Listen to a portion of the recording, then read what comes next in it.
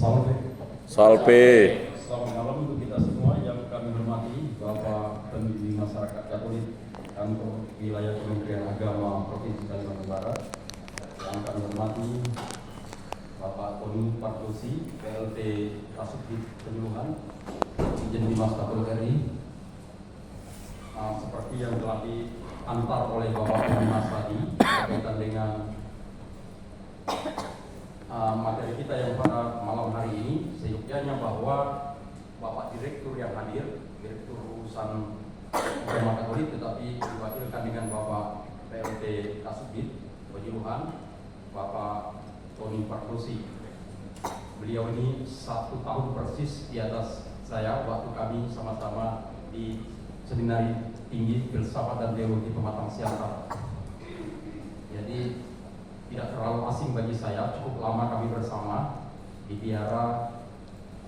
Beliau sangat tahu persis saya juga tahu persis beliau.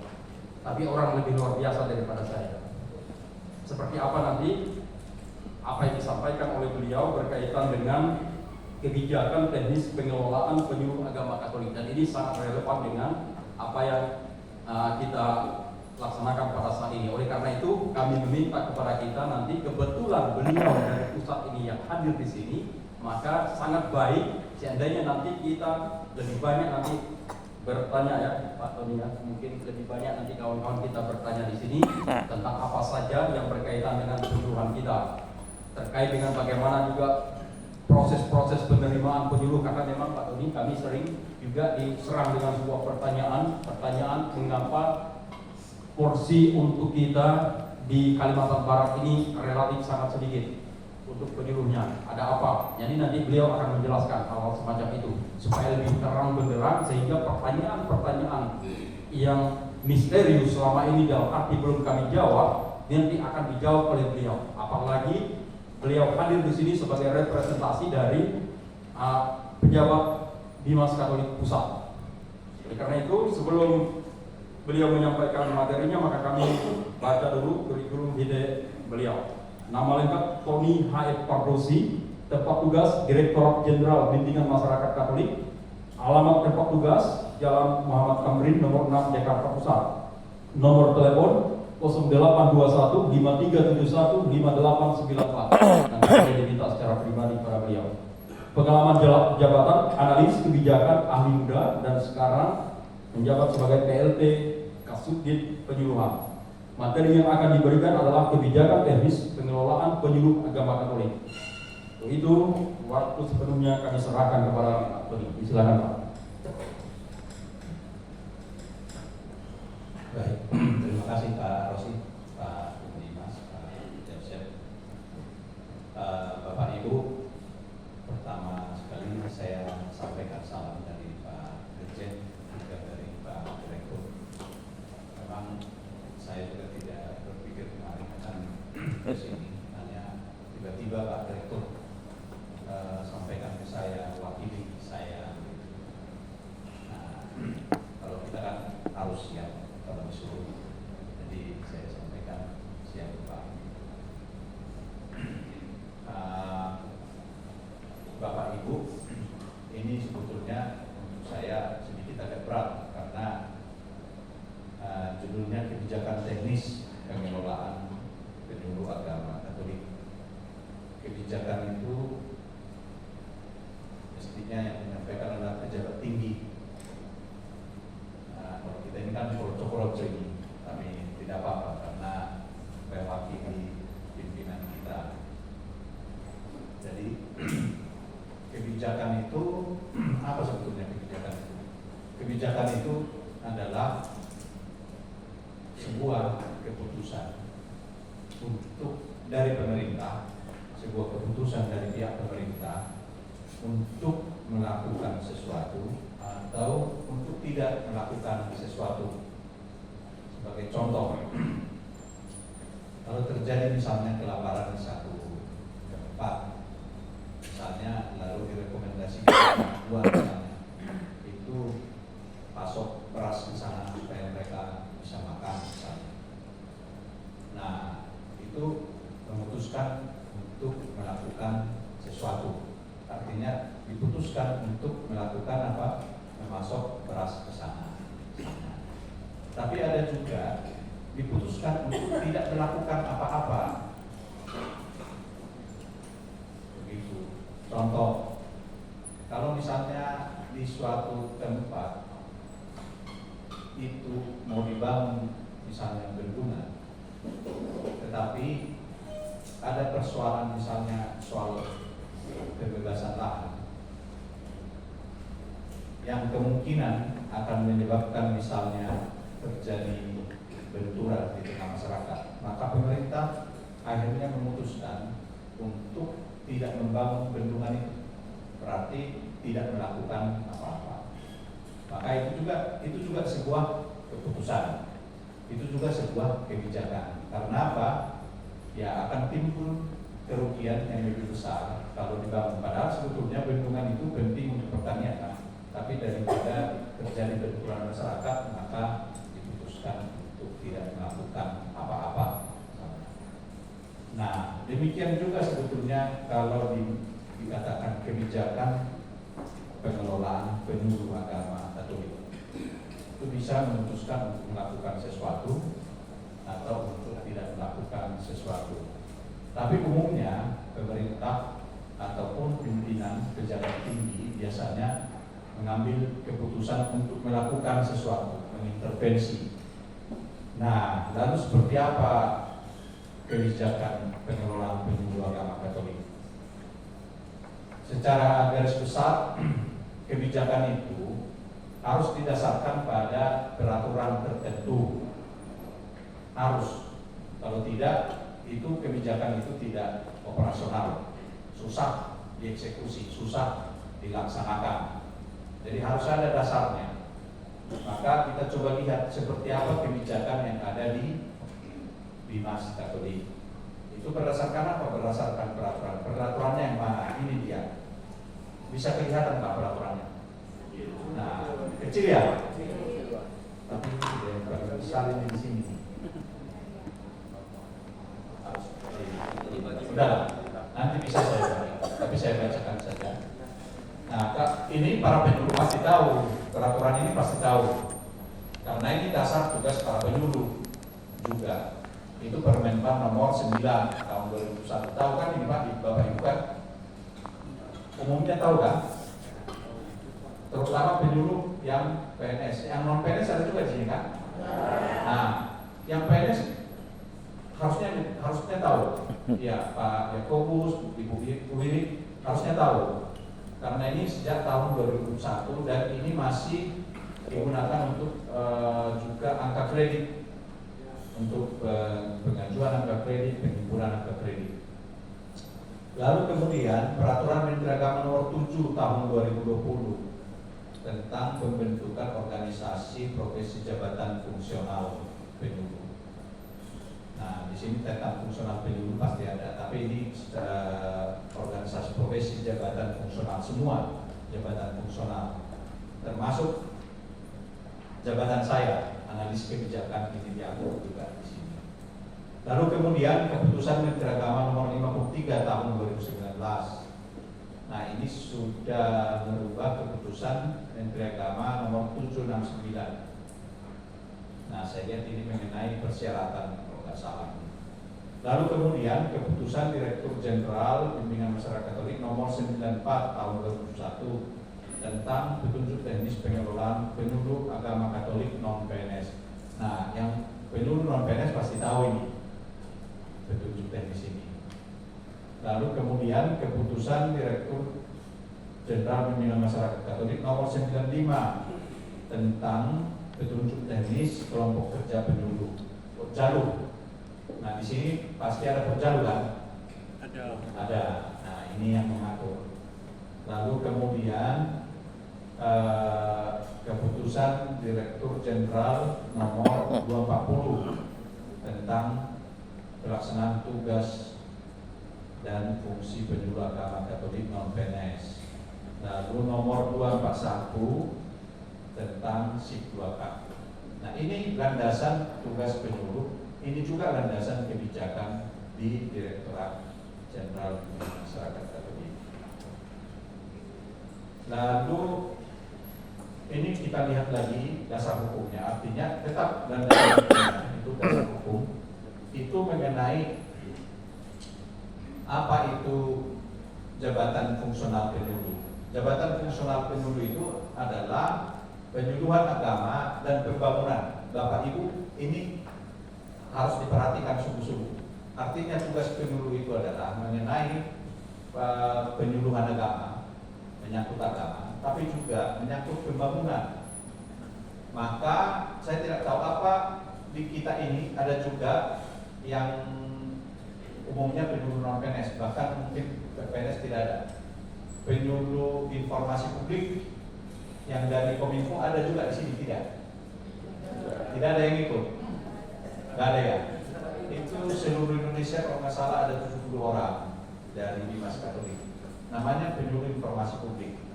Dia itu dari penyuluh non PNS juga yang direkrut oleh Kominfo bekerja sama dengan Dimas Katolik hanya untuk menyampaikan berbagai program pembangunan yang dilaksanakan oleh pemerintah.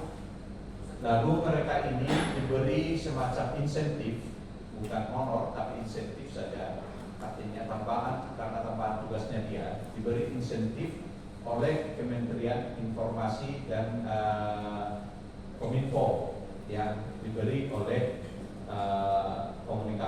Kementerian Komunikasi dan Informasi. Itu mereka itu diberi insentif untuk menjadi penyuluh informasi publik namanya. Lalu kemudian penyuluh itu di kita dan juga berdasarkan pasal 1 ayat 5 Permen 4 RB ini itu berfungsi pada dua sisi, yaitu negara dan gereja. Artinya menjadi petugas negara juga itu tadi untuk menginformasikan pembangunan, kebijakan-kebijakan pemerintah dari sisi pembangunan dan juga di bidang agama itu. Jadi contoh, penyuluh itu juga diminta untuk responsif terhadap situasi konflik atau potensi konflik. Dia harus segera menyampaikan apabila menemukan ada potensi konflik supaya bisa cepat diredam. Nah, jadi penyuluh-penyuluh itu diminta juga untuk menyampaikan itu. Nah, ini kan sebetulnya kalau soal konflik dan sebagainya itu kan lebih pada polisi yang lebih menangani. Tetapi kita juga diminta. Lalu kita juga diminta, penyuluh-penyuluh diminta juga untuk mengupayakan supaya jangan sampai terjadi konflik untuk mengatasi itu, terutama untuk yang beragama Katolik. Itu berarti bahwa penyuluh kita itu, kepenyuluhan kita itu berada pada dua sisi, yaitu kepentingan pemerintah, negara, dan kepentingan gereja. Itu. Jadi karena itu juga maka tugas kita ini bermitra.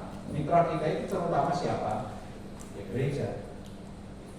Kita sebagai aparat pemerintah, maka kita ini mitranya adalah gereja, para pastor, uskup, suster, dan bahkan kelompok umat yang ada di paroki atau stasi. Jadi ini tugas kita itu bermitra supaya kita dalam menyampaikan tugas kepenyuluhan itu basis kita itu yaitu masyarakat itu bisa menerima kita dengan baik. Artinya bisa melihat bahwa kita ini juga tidak menyimpang dari gereja. Lalu ini penyuluh ini menjadi ujung tombak informasi, mitigasi konflik sudah tadi ya, penggerak dialog dan kerukunan serta moderasi. Nah, kalau dari sisi peraturannya bisa dibaca di pasal 1 ayat 5 ini Permen 4 RB ini, yaitu Permen 4 RB nomor 9 tahun 2021. Di sini sudah ada kami tuliskan, yaitu jabatan yang mempunyai ruang lingkup tugas tanggung jawab, wewenang dan hak secara penuh untuk melakukan bimbingan atau penyuluhan agama dan pengembangan bimbingan atau penyuluhan keagamaan dan pembangunan. Nah, itu dia definisinya mengenai jabatan Lalu kemudian apa ya ruang lingkup penyuluh? Masih ada hubungannya dengan jabatan itu tadi, yaitu penyebaran informasi, komunikasi, memotivasi, konseling, edukasi, fasilitasi, dan advokasi. Dalam rangka apa, Bapak Ibu? Dalam rangka melakukan perubahan. Artinya untuk timbulnya sebuah perubahan di tengah masyarakat. Itu mengubah perilaku dari yang sebelumnya misalnya kurang paham, kurang tahu, menjadi paham. Sehingga bisa dia lakukan, sesudah dia paham, dia bisa dilakukan. Maka tugas supaya mau melakukan, apa kira-kira yang dilakukan penyuluh? Itu adalah memotivasi. Jadi warga masyarakat dimotivasi. Maka penyuluh itu wajib mempunyai kelompok binaan. Ya, karena dengan kelompok binaan itu dia kan terpusat untuk melakukan tugasnya. Dan dia bisa tahu, oh ini begini situasinya, ini yang perlu dilakukan supaya orang ini terpicu untuk melakukan sesuatu. Jadi itu mengapa ada kelompok binaan, ada kelompok sasaran, terus ada wilayah sasaran. Nah, wilayah sasaran itu juga di Permen Pan RB diatur, ya. Lalu kemudian di juknis dari Pak Dirjen itu tadi. Jadi ini semua dilakukan oleh penyuluh untuk menyebabkan melakukan suatu proses perubahan perilaku di suatu tempat untuk agar masyarakat di wilayah itu melakukan sesuatu sesuai dengan yang diinginkan dan diharapkan. Maka perlu penyebaran informasi, komunikasi, motivasi, konseling, dan seterusnya sebagaimana sudah diuraikan di atas ini. Nah, lalu ini ada pelaksanaan tugas penyuluhan, ada wilayah sasaran, wilayah kerja, dan tanggung jawab penyuluh. Wilayah sasaran itu secara administratif mewadahi wilayah administratif negara, itu kecamatan, kabupaten. Nah, secara eklesial atau berdasarkan administrasi gereja itu ada stasi, ada paroki, atau pastoral kategorial. Apakah harus wilayah administratif negara? Tidak juga. Hanya kalau misalnya diminta untuk menguraikan atau diminta untuk mendeskripsikan wilayah sasarannya, kalau dia paroki tetap disebut wilayah kabupaten atau kotanya. Hanya memang ini kan penduduk itu kan tidak boleh menyeberang ke kabupaten lain. Jadi kadang-kadang kan perlu penjelasan kepada pastor paroki, karena bisa-bisa ada satu paroki yang wilayahnya 2 kabupaten. Nah, ini disampaikan aja ke pastor paroki, karena kalau menyeberang itu tidak bisa juga dilaporkan dalam mungkin praktek iya, tapi pelaporannya kan sulit. Maka itu sampaikan kepada pastor parokinya supaya dia paham juga bahwa dalam pelaporan tugas tidak sinkron gitu. Jadi sebaiknya tetap dalam administrasi, wilayah administrasi negara, bukan gereja diutamakannya. Lalu kemudian kelompok sasaran, kelompok warga yang menjadi tanggung jawab pembinaan. Ada juga kelompok kategorial. Kelompok kategorial itu bukan kelompok dari wilayah administratif tertentu, tapi kelompok berdasarkan situasi, jenis situasi yang dihadapi. Misalnya kelompok narapidana. Narapidana itu bukan karena administrasinya, tapi karena keturunan. Lalu kemudian ada juga kelompok difabel misalnya. Nah, ini Pak Jakobus dengan Ibu Wi ini baru belajar mereka Braille. Ya, untuk belajar buta, nah, supaya bisa membaca huruf Braille. Nah, waktu itu kami ketemu di Bandung. Nah, lalu mereka diajari bagaimana membaca huruf Braille. Braille. Ya, ternyata mereka membaca huruf Braille itu supaya bisa baca, harus lihat juga, bukan karena meraba, tapi karena melihat, oh ini bentuknya apa gitu, baru dibaca. Nah, ternyata memang Bapak Ibu susah kalau membaca huruf braille itu karena meraba itu ternyata susah. Ya, sensitivitas jari-jari kita ini rupanya sudah tidak memungkinkan untuk mereka belajar membaca huruf braille itu dengan meraba. Jadi kalau lampu agak tidak terang, mereka juga kelabakan ternyata, kaca pausnya kelabakan juga. Jadi dulu ada tugasnya mereka itu, tugas mereka waktu belajar itu, lampunya itu agak redup. Tidak nampak. Mereka juga tidak sanggup menyelesaikan tugas itu.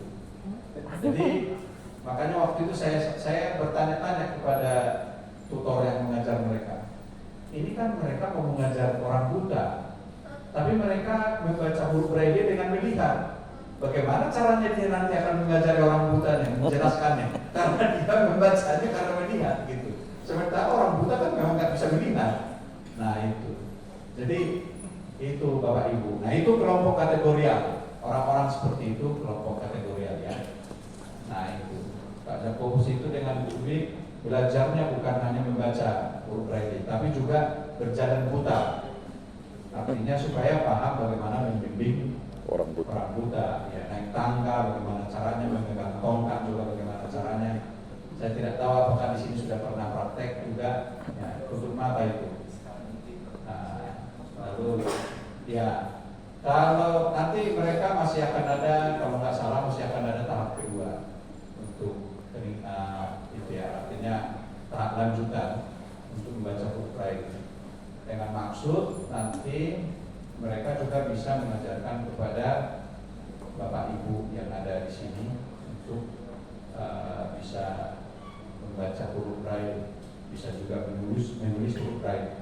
Di grup WA mereka saya sudah tidak mengerti apa yang mereka bicarakan, karena mereka sudah pakai ber-WA ya dengan huruf braille. Jadi saya hanya melihat titik-titik semua di situ. Kalau mereka sudah menulis pakai titik-titik, saya sudah tidak komentar lagi.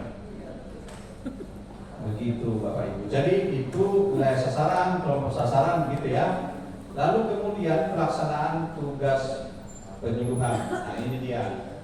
Ini pelaksanaan tugas penyuluhan ini mulai dari persiapan dan sebagainya. Bapak Ibu sudah laksanakan ini. Ini sudah laksanakan pasti. Cuma mengingatkan saja kembali, ini pasal 6 dan pasal 7 Permen RB nomor 9 tahun 2001 ya. Mulai dari persiapannya, lalu bagaimana pelayanan konseling dan informasi, penyusunan rencana kerja dan seterusnya. Ini Bapak Ibu sudah terbiasa. Nah ini. Lalu sementara itu kegiatan penyuluhan sesuai jenjang jabatan terdapat pada pasal 8 dan hasil kerja diatur pada pasal 9 peraturan Permen RB nomor 9. Ini Bapak Ibu sudah pernah dapat peraturan Menteri Pemberdayaan Aparatur Negara ini atau belum? Belum pernah? Ya. Nanti saya bagi. Semua peraturannya saya bagi. Saya kasih nanti ke Pak Arosi. Pak Arosi nanti akan bagi. Harusnya sudah dapat ini. Ya. Kalau Pak Arosi kayaknya karena dia mantan penyuluh juga ini. Ya kan? Sudah dapat kan? Ya harus dapat ini. Lalu melaksanakan pekerjaannya berdasarkan yang mana? Nah, lalu bagaimana kebijakan Pak Direktorat? Yang tadi itu adalah landasannya dan juga bagaimana penyuluh melaksanakan tugasnya. Lalu bagaimana kebijakan Direktorat Jenderal yang saya amati sampai sekarang? Yang saya amati apa yang dilakukan oleh Direktorat Jenderal itu pertama pemantauan kelompok penyuluhan, itu kelompok sasaran penyuluh, kelompok binaan itu dipantau oleh Direktorat Jenderal Bimbingan Masyarakat. Melalui mana? Melalui SIP 2K kalau untuk yang non ASN ya sekarang yang PSN sudah juga. Lalu melalui kepala seksi, melalui dinas kami juga memantau kelompok penyuluhan, kelompok binaan, penyuluh PNS dan yang ASN lah, yang ASN. Lalu kemudian pengelolaan fasilitas sarana penyuluhan. Nah, ini baru dengan dirjen yang baru ini, kami juga ngurusnya waktu itu susah. Itu menyediakan motor fungsional penyuluhan, tapi ini motor ini diberi pada penyuluh yang berada di daerah 3T. Nah, makanya yang di Kalimantan jangan cepat-cepat dicabut daerah 3T-nya, akibatnya nggak dapat kan. Nah, tapi memang sebaiknya nggak usah pakai daerah 3T. Ya, kalaupun gara-gara motor penyuluhan ini nggak dapat ya nggak apa-apa. Ya kan, karena malu kita kalau daerah tertinggal mulu, daerah tidak kan. Nah, itu kemarin itu di beberapa daerah ada di mana di NTT itu ada 40 kalau nggak salah, 40-an motor. Di Papua itu ada kalau nggak salah ya, saya ingat ada 6. Lalu di Nias ada 2. Di Nias ada daerah Sumatera Utara ternyata masih ada daerah 3T. Malu juga saya sebagai orang Sumatera. Nah, di Kalimantan Barat tidak ada ya? Tidak. Nah, Melawi 3T. kaya di sini. Mana? Kaya di sini. Tidak Banyak ada. sawit di sini. Jadi tidak ada Udah daerah dicabut. 3T. Makmur di sini, betul. Makmur. Jadi tidak ada lagi daerah 3T. Kalau daerah Sumatera Utara masih ada. Masih lebih tertinggal daerah Sumatera Utara daripada di sini. Lalu kemarin itu di daerah Mentawai juga ada 1. Yang kemarin baca huruf braille dari Mentawai ada ya? Ada. Ada. Halawa. Iya. Paskalis. Oh, iya. Paskalis. Paskalis ya. Ya, itu ya. Nah, lalu kemudian pemberian sarana berupa bahan kontak penyuluhan. Nah, ini kemungkinan tahun depan diberi. Nah, apakah semua dapat? Nah, itu saya belum tahu persis. Bahan kontak paham kan ya, Bapak Ibu ya? Bahan kontak. Jadi Bapak Ibu kan sudah dilatih untuk ini ya, apa namanya? Untuk membentuk kelompok binaan sudah dilatih kan? Sudah pernah mendapat bimbingan kan untuk bagaimana caranya membentuk kelompok binaan kan? Entah melalui pendekatan secara psikologis, pendekatan macam-macam lah itu ditempuh, atau melalui pendekatan pimpinan atau apa? Semacam sesepuh di kampung itu dan sebagainya. Nah, dalam rangka melakukan pendekatan itu, kadang-kadang Jadi anggota. kita Sopir seperti juga. membawa oleh-oleh. Nah, itu yang disebut dengan bahan kontak. Itulah bang. Misalnya kita bawa misalnya mungkin rosario ya. Itu. Kalau kue agak susah. Begitu selesai sudah habis. Rosario Nah, lah. ya, misalnya rosario atau Kitab apa bendarahan yang kecil itu yang Medali. rosario cincin itu loh, Oh. rosario cincin misalnya. Tidak yang mahal-mahal supaya bisa untuk banyak orang. Tetapi itu biasanya membuat orang tertarik untuk berkumpul gitu. Lalu apalagi mungkin juga ya buku rohani atau apa buku nyanyian yang kecil-kecil begitu diberi. Rosario kan. Jadi hal-hal semacam itu Bahan saja. kontak. Nah itu Beli yang sendiri. disebut bahan kontak untuk menarik supaya orang datang. Tapi apakah selalu diberi? Tidak juga. Biasanya bahan kontak diberi di awal saja. Kalau mereka masih menantikan bahan kontak, itu berarti Belum. kelompok itu belum terbentuk. Belum terbentuk. Kalau masih terus-menerus meminta bahan kontak, itu orang itu mengharapkan bahan kontak, itu kelompok binaan berarti belum terbentuk. Belum ada kesadaran mereka untuk itu, gitu ya. Lalu kemudian sarana penyuluhan digital tahun yang lalu. Nah, apakah jadi sepertinya tidak? Karena kemarin karena masalah keterbatasan anggaran, maka dibatalkan untuk yang ini. Tapi mungkin ke depannya perlu mendapat perhatian. Kemarin kami menghitung anggaran untuk kelompok kerja penyuluh misalnya di Pemkot Jalu itu mau diberi semacam sarana podcast misalnya. Jadi kami waktu itu udah hitung misalnya video berapa, 1 unit video lalu kemudian green screen namanya. Green screen tahu kan Bapak Ibu? Nah, jadi green screen itu waktu itu kalau nggak salah per satu proyek kerja itu sekitar 140-150 juta ya untuk pengadaan sarana untuk penyuluhan melalui media digital itu. Jadi kalau penyuluh misalnya mau melakukan podcast atau apa, nah itu. Hanya memang kesulitannya adalah Pokjalu saya tidak tahu Pokjalu apakah memang ada semacam sekretariat efektif atau hanya simbolis saja yang tercantum dalam box surat atau memang efektif entah di kanwil atau di paroki tertentu ada enggak tempat kita di kantor ada tapi kalau kami di Sekado itu ada ruang moderasi beragama itu khusus untuk semua penyuluh agama Katolik, Kristen dan itu sekaligus akan menjadi sekretariat juga buat Pokjalu. Tapi kalau untuk penyuluh agama juga menjadi agak itu ya. Tapi bolehlah digunakan ya, karena green screen kan bisa dicabut-cabut ya. Nah, jadi cuman perlu ada semacam pemasangan apa namanya peralatan untuk video untuk apa kabel nanti dibeli yang bisa di apa sesudah selesai acara langsung bisa ya yang portable boleh yang langsung bisa dikemas dirapikan karena kalau kita yang beli lalu semua pakai misalnya dari Kristen, Islam dan sebagainya kan tidak pas juga nanti akan jawabannya kalau rusak atau apa susah.